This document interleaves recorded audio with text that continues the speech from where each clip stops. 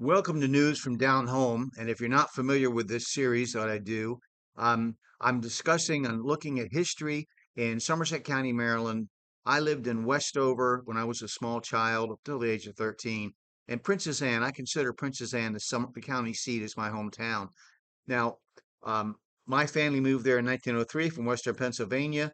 My father had purchased a 30-acre farm with 8 acres on the river. He called it the Greenbrier. And I wandered the hills, well, there's no hills, the streams very flat, the streams and fields and woods with my three-legged German Shepherd dog named Rennie after the TV hero, Rin Tin Tin. And he had lost his leg in a farming accident on that same farm. And I had a great time there as a small child. It was a lot of fun. It was not so much fun for other members of my family and a lot of things I didn't know about or I knew about maybe but didn't understand until recently. But for myself, other than we all have issues in our childhood that we object to, or pains or miseries.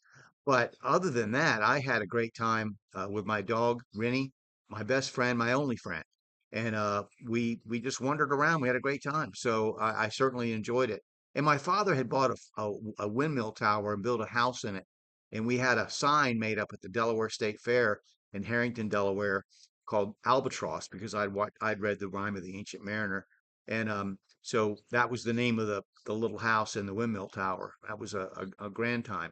So they had a newspaper that went out in 1980, but back in those days it was the paper of record, and it was their version of Facebook and Instagram. Like we look at our phones all the time for world news, national news, state news, local news, who's visiting who's what they're eating, health tips, all kinds of advertisements. So this was their version of that. Only they didn't get to do it several times a day. It only came out, I think, twice a week. So in the January 9th, 1917 edition, there's some happenings. This is people visiting, and I want to bring out some of these names because I hope if any of you have heard of these people or their descendants, please let me know what they did or anything about them that you know. I'd love to hear about them. Post it in the comments. So let's begin with happenings here. Mr. Harry Muir, E. Muir of Fairmount, spent Friday in Princess Anne on business. And then it says uh, Miss Carrie Tunnell, after visiting relatives in Virginia, has returned to Princess Anne. And then there was a Mr. James, no, let's see, Mr. C.P. Langford of Crisfield was in Princess Anne last Tuesday attending to his legal practice, and the Langfords owned a store as well. It's advertised in the paper heavily. Mrs. B.H. Sterling and daughter have returned from a visit to relatives in Crisfield and Lawsonia. And then another person of interest here with a name, Colonel and Mrs. Henry J. Waters returned from Annapolis last week, at which place they were the guests of Governor Harrington. Then we have Mr. William J. Phillips is confined to his home on Somerset Heights by illness and has not been able to come in town for over a week. So these are just some names. Oh, there's another one that's a very important name in Somerset County. I've seen the name quite a bit and know some people with this last name. Mr. Alton E. Dryden left Saturday for Baltimore, where he will take a course of treatment at the Johns Hopkins Hospital. Mr. Dryden has previously been to that institution for similar treatment. So that's Alton E. Dryden. And so these are just some of the happenings in Somerset County. And another thing too, speaking of Dryden, there was a lady named Ethelyn Dryden, who was the daughter of A. Lincoln Dryden of Crisfield, and she gave a recital in Baltimore. She's a Baltimore pianist, a pupil of Emmanuel. It's Emmanuel W.A.D. Who was graduated from the conservatory last season. So she gave a recital and was applauded very much for her ability. So if you know Ethlyn or her father or her descendants, um, just please let me know. Now, let's talk about a significant structure. Now, I've already talked about this a long, long time ago, but now I'm digging deeper. So this is how it's helping me dig deeper. So what we're going to look at is it's a structure called Nutter's Purchase, and it's at 30455 Fleur's Lane in Princess Anne. Now, Christopher Nutter obtained 300 acres along the Minokan River in 1667. He was a Presbyterian. He hosted services in his house along the river. The frame house was erected circa 1800 as part of a tannery complex. At that time, it was common to situate tanneries and their accompanying noxious fumes on the outskirts of towns, often by rivers. The cottage is built on a foundation high enough to require steps to reach the front door. Now, about Nutter. Now he wasn't a tanner.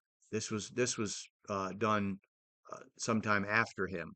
But according to the Somerset County, Maryland Gen Web, um, in 1672, Christopher and Mary Dorman Nutter lived at Nutter's Purchase, which was a pleasant and beautiful site on the edge of Anoka Creek, then river, in the heart of today's Princess Anne, Maryland. In that same year, the Somerset County Grand Jury, with Matthew Dorman, Mary's brother, among its members, had designated their house as a, quote, preaching station for use one Sunday each month in the as yet churchless colony. All of which is to say, Christopher was generally behaving like a respectable citizen.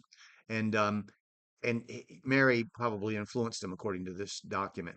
So what's interesting is he he was hauled into court um, because he was also hauled into court for the attempted abduction of Mary Dorman from the Custis plantation in North Acton, Virginia, a decade earlier. She was an indentured servant. This time he appears to be trying to protect two runaway indentured servants by refusing to give them or the arms they carried over to their rightful masters. So an indentured servant was brought here, sometimes forcefully, without their will being involved, from Europe, from England particularly, and forced to work for a period of time. And supposedly they would be released after 7 or 10 years or whatever like that. However, so many of them died due to severe and rough treatment that it often was slavery, just a lifetime slavery, because you died, you didn't get free. Although many people, I have ancestors, Nicholas Stalling, my mother's um, maternal ancestor, first one in this country, was an indentured servant, as I understand it. So Christopher Nutter was a bit of a nonconformist and a liberator of the oppressed, a Robin Hood type. So on the edge of the American wilderness, if you want to look at it like that. So I I enjoyed reading that and learning about that, reading some court documents there.